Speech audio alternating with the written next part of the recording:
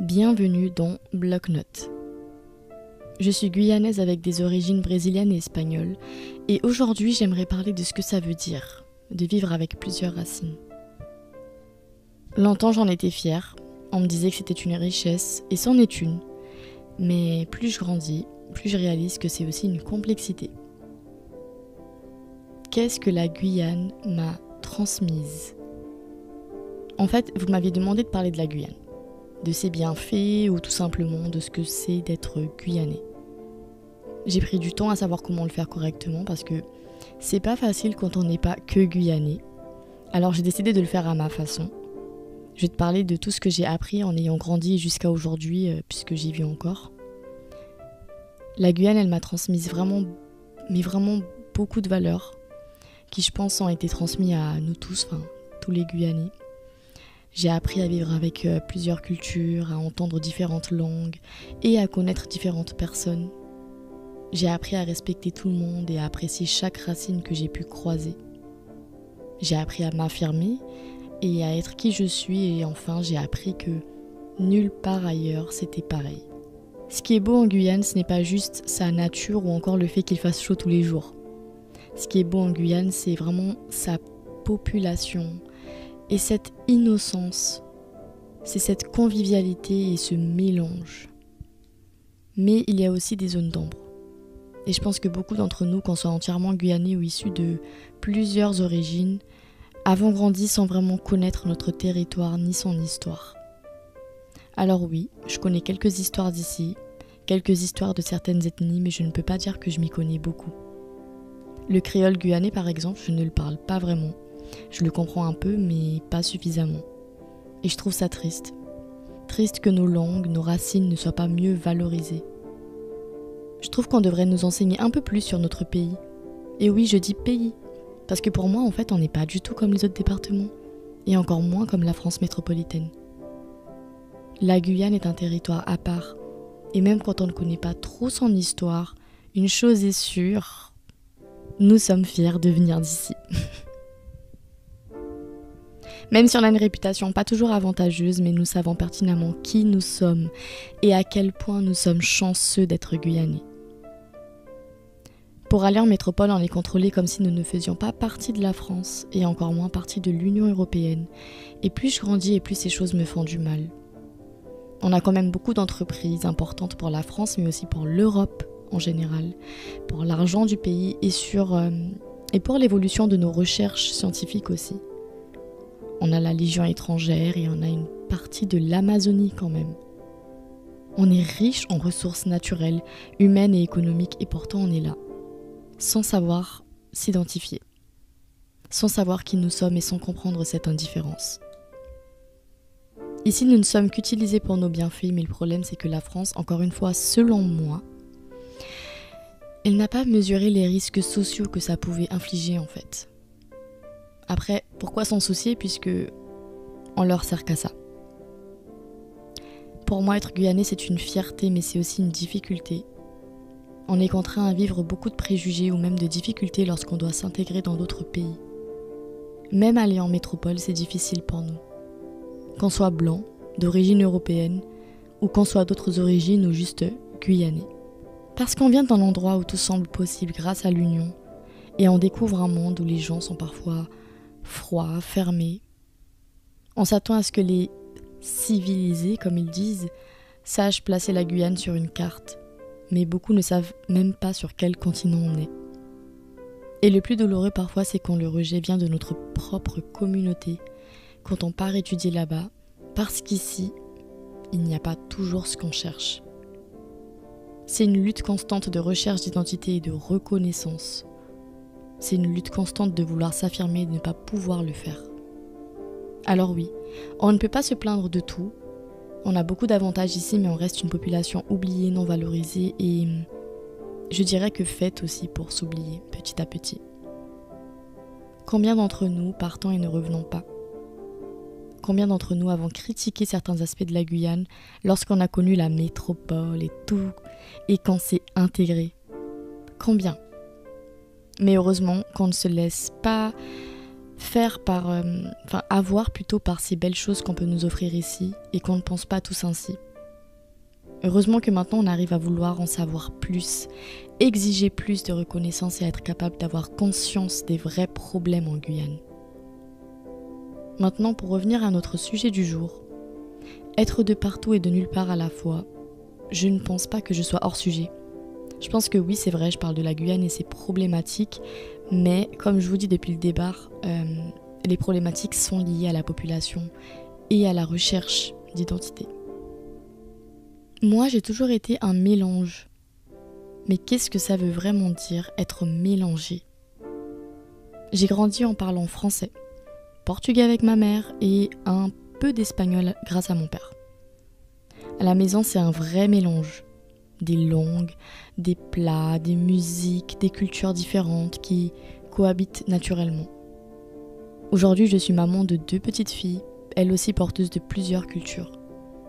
Guyanaises, brésilienne, espagnole et bushinangue. Chez nous, c'est vraiment une maison vivante, pleine de traditions, de langues qui s'entremêlent, de plats aux saveurs différentes. Je peux dire 3 mots en français et puis un en portugais ou en espagnol, sans même m'en rendre compte. Être mélangé, c'est vivre dans une langue qui change, dans une culture en mouvement.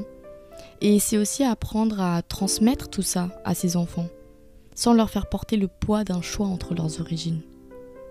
Parfois, je parle à mes filles dans la langue de leur père, parfois dans celle que j'ai apprise moi-même. C'est un équilibre étrange, parfois un peu spécial, ouais, mais c'est beau. Moi, je trouve que c'est beau, en tout cas. Et j'aimerais leur faire découvrir tout ce qu'elles sont, sans jamais avoir à leur faire choisir un camp. D'ailleurs, j'aimerais dédier un épisode entier à ça, ce que ça signifie d'être métissé, mais aussi ce que ça implique d'élever des enfants métissés. Est-ce qu'on peut appartenir à plusieurs endroits à la fois ? J'ai envie de répondre oui. Parce que techniquement, enfin, plutôt biologiquement parlant, c'est possible. Mais mentalement, c'est compliqué. Moi, je dirais que je suis un peu de tout, mais je suis surtout moi. Je suis d'ici, un peu de là-bas aussi, de Guyane, avec une pincée de Brésil et un peu d'Espagne. J'aime manger du wasaï et du feijão, et j'aime mon pain et y rajouter de l'huile d'olive. Mais parfois j'en ai marre de manger ces plats brésiliens, parfois j'en ai marre de manger ces plats espagnols. Parfois j'aime la musique brésilienne et danser et m'amuser avec des Brésiliens, mais parfois je ne comprends absolument pas leur façon de s'organiser. Parfois j'aime aller en soirée à Barcelone, mais parfois j'en ai marre d'écouter les mêmes musiques et j'aimerais écouter du dancehall comme en Guyane. Je suis moi, avec et sans mes origines. Et je pense pas que ce soit négatif de penser ou dire ce que je dis. Je pense que c'est exactement ça d'être mélangé. C'est avoir une ouverture d'esprit que pas tout le monde comprend, mais qui reste très intéressante. Le problème, il est exactement dans ce que je viens de dire. Pas tout le monde comprend. Pas même nos parents. Et encore là, je parle de mon mélange. Mais si je me concentre sur mon pays de naissance, qu'est-ce que je sais de chez moi ? C'est déjà compliqué de savoir qui je suis, mais ça me déçoit tellement de ne pas connaître ma Guyane comme je devrais. Qu'est-ce que mon expérience à Barcelone m'a transmise ? Je peux pas parler de mes origines sans parler de mes 3 années d'études à Barcelone. J'avais choisi l'Espagne plutôt que la France, justement pour me rapprocher de la culture de mon père, que je connaissais peu. À la maison, j'avais grandi surtout avec la culture brésilienne de ma mère. Alors pour moi, l'Espagne, c'était vraiment nouveau. Même si je comprenais l'espagnol et le catalan, je n'avais jamais vraiment vécu cette culture. Mais en arrivant là-bas, je me suis vite rendu compte d'une chose. J'étais, et je resterai toujours, la Guyanaise de la famille. Je suis pas tout à fait espagnole, je suis pas tout à fait brésilienne, ni même totalement française. Je suis juste un mélange. L'accueil, ça n'a pas été facile. Je n'ai pas vraiment été intégrée dans ma famille paternelle du coup, et je me suis pas sentie à ma place. Et puis après, il y a eu le Covid.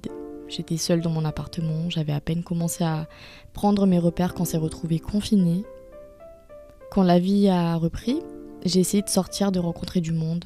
J'ai connu vraiment plein de gens de toutes nationalités et ça c'était beau. C'était vraiment bien de retrouver un peu ce côté multiculturel.